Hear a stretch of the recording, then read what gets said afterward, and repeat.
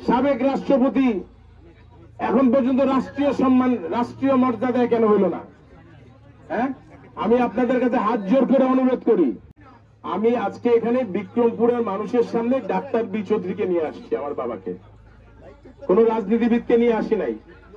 আমি আল্লাহকে হাজির নাজির রেখে বলতে পারি, আমার বুদ্ধি হওয়ার পর থেকে দেখছি ওনার কাছে পরিচয় ছিল একটা, কেউ এসে বলতো স্যার বিক্রমপুর থেকে আসছি, জিজ্ঞেস করে নাই আপনি কোন দল করেন, জিজ্ঞেস করছে, করে নাই।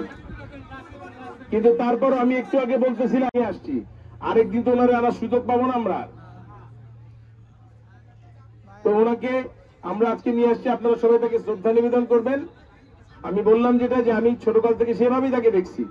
আমি আজকে এখানে ঢুকতে ঢুকতে আমাকে অনেকে একটা প্রশ্ন করছে, অনেকের মনে আমি দেখতেছি ক্ষোভ, বলতেছে সাবেক রাষ্ট্রপতি এখন পর্যন্ত রাষ্ট্রীয় সম্মান, রাষ্ট্রীয় মর্যাদায় কেন হইল না?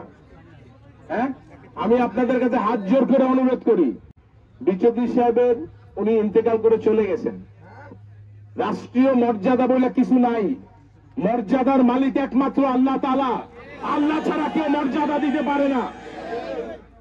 আমাদের মনে আছে তো 2004 সালে বঙ্গভবনের দরজা দিয়া বাইরেছে, বাইরে বলছে ক্ষমতা কখনো চিরস্থায়ী হয় না, কিন্তু ইজ্জত আল্লাহর বিশেষ দান। এবং সেই জন্য আমি আজকে একটু আগে কই শহীদ কই সুন্দর বক্তৃতা দিছে, তখন তো দাঁড়িয়ে ছিল, এখন মুরব্বী হয়ে গেছে, কইছে বি চৌধুরী সাহেব শিক্ষা দিচ্ছে, দানের শীষ শিখাই দিছে, সত্যি কথা দিছে।